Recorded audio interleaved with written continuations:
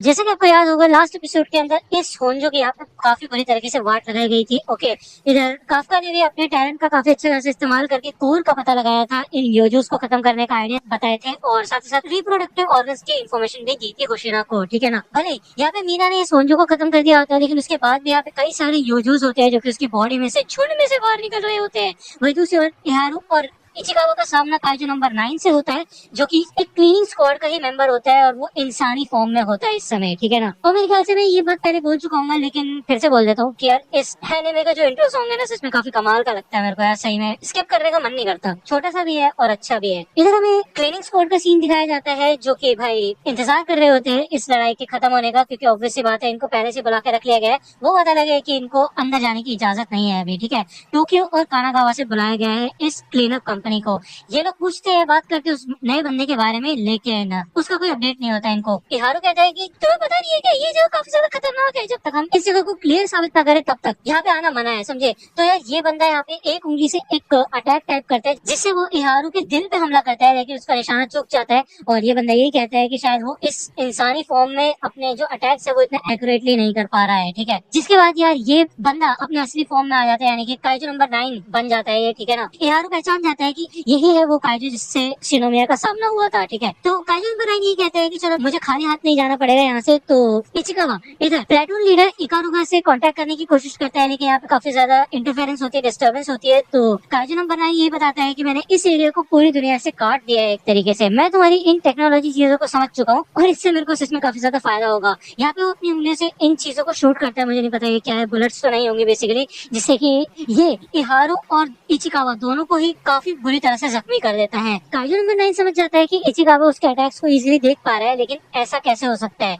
तो यहाँ पे हमें पहले का सीन दिखाया जाता है, जब याद होगा आपको काफका इचिकावा शिनोमिया से मिले थे, तो शिनोमिया ने बताया था अपने दुश्मन के बारे में, यानी कि काइजू नंबर 9 के बारे में, कि जब भी वो अटैक करने वाला होता है तब वो अपनी फिंगर को तैयार करता है, तो तुम पता लगा सकते हो कि वो कब अटैक करेगा। ठीक है, जिस वजह से यहाँ पे इचिकावा आसानी से उसके अटैक्स को रीड करने लग जाता है और वो इहारू से कहता है तुम यहाँ से जाओ और बैकअप को बुला के लाओ, लेकिन यहाँ पे इहारू जाने के लिए तैयार नहीं होते, जिस वजह से वो जख्मी होता है और इचिकावा बाल बाल उसको बचा लेता है बस। ठीक है, तो इचिकावा इहारू से ही कहता है कि प्लीज यार जाओ और बैकअप को बुला के लाओ। ठीक है, तो यार इहारू यहाँ से जाने के लिए तैयार हो जाता है। भले यहाँ पे इचिकावा को काफी ज्यादा डर लग रहा होता है, लेकिन भाई उसने काफका से मोटिवेशन लिया कि वो अपने दोस्तों को मरने के लिए नहीं छोड़ सकता, उसे आगे बढ़ना होगा और यहाँ पे वो टाइम बाय करने की कोशिश करेगा इससे लड़ते लड़ते, जिससे कि इहारू को यहाँ से दूर जाने का मौका मिले।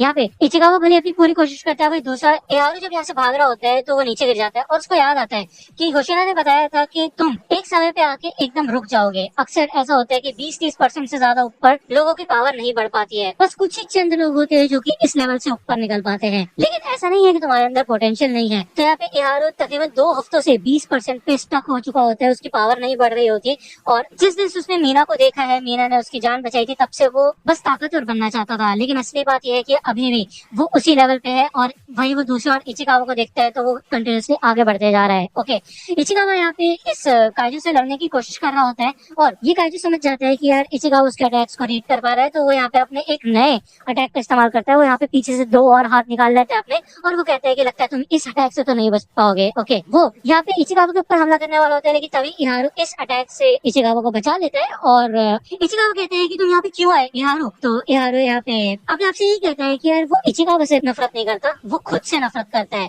उस इंसान से नफरत करता है जो कि शुरुआत से लेके अब तक बिल्कुल वैसा ही है, जिसको हमेशा दूसरे लोगों को बचाना पड़ता है।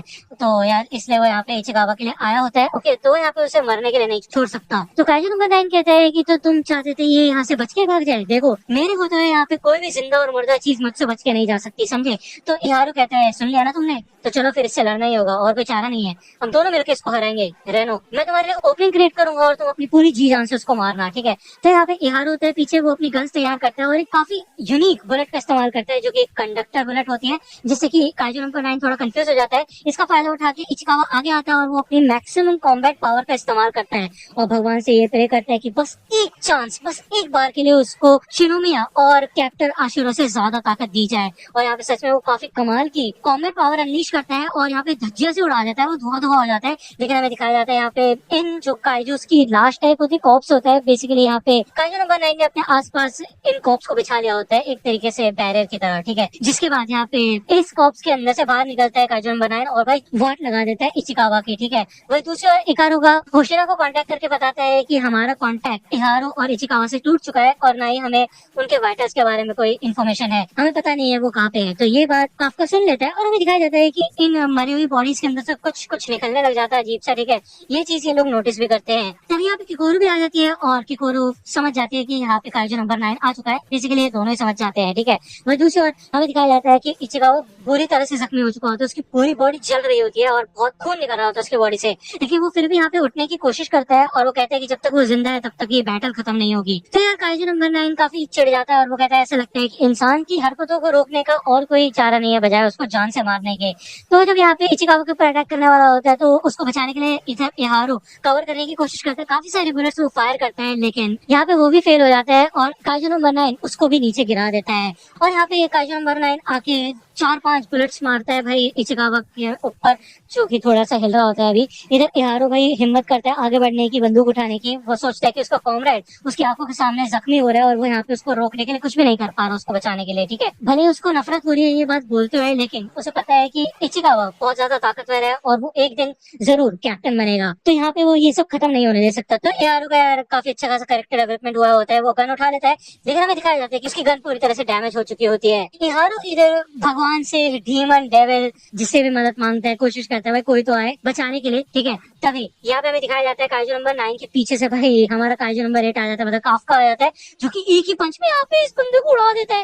ये सोचने पड़ जाते हैं, ये बोलता है भाई चल क्या रहा है, मेरी टांगे और मेरा शरीर तो अलग से दिख रहा है मेरे को।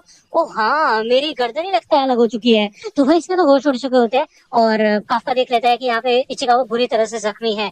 यहाँ पे इचिकावा में यही सोचता है कि उसने सोचा था कि वो फिर से काफका को कोई और रीजन नहीं देगा कि उनको ट्रांसफॉर्म होना पड़े, लेकिन ऐसा हो ही गया एंड में आके। इहारो ये देख के शौक हो जाता है कि एक और ह्यूमनाइड टाइप का काइजू इधर आ चुका है और वही दूसरी ओर काइजू नंबर 9 अपने आप को भाई जोड़ने की कोशिश कर रहा होता है, ठीक है। काफका यहाँ पे इचिकावा को साइड में लाके बिठा देता है और कहते हैं चिंता मत करो, अपनी बॉडी को, अपने वुंड्स को हील करने दो। अब इस बात पे लेक्चर तो नहीं चाहिए ना तुमको चिंता मत करो, मैं उसको संभाल लूंगा, ठीक है। तो यार यहाँ पे जब काफका आगे बढ़ रहा होता है तो इचिकावा को पता होता है कि काफका बहुत ज्यादा ताकतवर है, लेकिन काइजू नंबर 9 को लेकर उसको अलग ही फीलिंग आ रही होती है, भाई कुछ तो खतरनाक है ये चीज। काइजू नंबर 9 कहता है कि देखो मुझे पता है कि तुम भी काइजू हो तो तुम मेरे रास्ते में क्यों आ रहे हो, और वैसे जितना मैंने सोचा था उससे कई ज्यादा ताकतवर हो तुम। ऐसा लगता है कि मैं तुम्हारी लाश को अच्छे से यूज कर सकता हूँ। यहाँ पे वो अपनी इस बुलेट से काफका को जख्मी कर देता है, जिसको देख के इचिकावा भी शौक हो जाता है, लेकिन काइजू नंबर 9 के हिसाब से अभी भी काफका काफी ज्यादा टफ होता है, ठीक है। जिसके बाद यहाँ पे वो काफी सीरियस हो जाता है और इहारो समझ जाता है कि इसका मतलब ये इतनी देर से हमसे सीरियसली नहीं लड़ रहा था। लेकिन यहाँ पे काफका भी भाई सीरियस हो जाता है, वो भी लड़ने के लिए तैयार हो जाता है, जो कि अपनी सिर्फ चीख से ही इस अटैक से इजीली बच जाता है। और वो आते साथ ही इधर भाई काइजू नंबर 9 की वाट लगाना शुरू कर देता है। भले ही काइजू नंबर 9 हील होने की कोशिश करता है, लेकिन भाई काफका उसे हील होने का भी चांस नहीं देता, जिस वजह से भाई ये तो कंफ्यूज हो जाता है और सोचते है थोड़ा बच के भागे यहाँ से।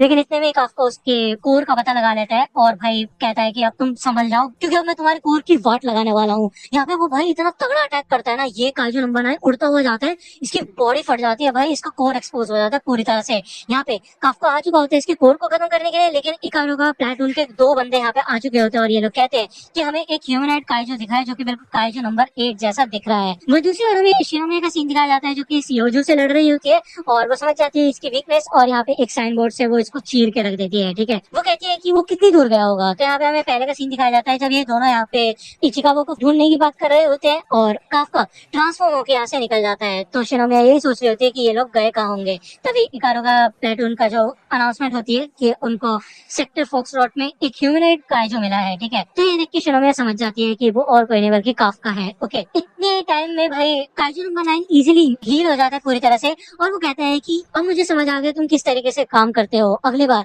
मैं तुम्हें आसानी से जान से मार सकता हूँ।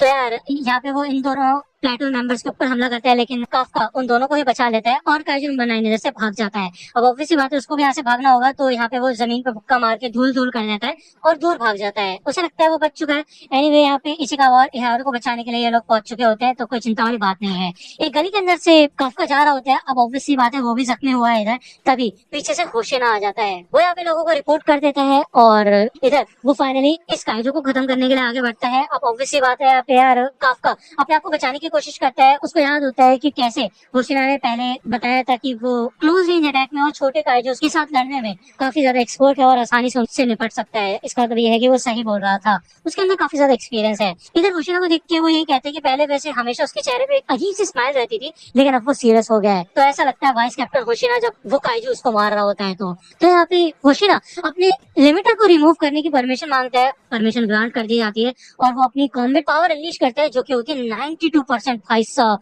और यहाँ पे फाइनली भाई होशिना अब काफी खतरनाक मोड में आ चुका है न्यूट्रलाइज करने के लिए काइजू नंबर 8 को। तो यार ऑब्वियस सी बात है यार, ये काफी खतरनाक एपिसोड था और मेरे को अब फाइनली जाके काइजू नंबर 8 के अंदर भी इंटरेस्ट बनने लगा है। एनीवे, अगर आप ये एपिसोड देखना चाहते हो तो आप मेरे टेलीग्राम चैनल को जाके ज्वाइन कर सकते हो, लिंक आपको डिस्क्रिप्शन में मिल जाएगी, वहाँ पे मैंने ये एपिसोड डाल दिया है। अगर आपको ये वीडियो पसंद आई हो तो लाइक करना, सब्सक्राइब कर लो अगर चैनल पे नए हो तो। मिलता हूँ आपसे अगली वीडियो में, तब तक के लिए गुड बाय।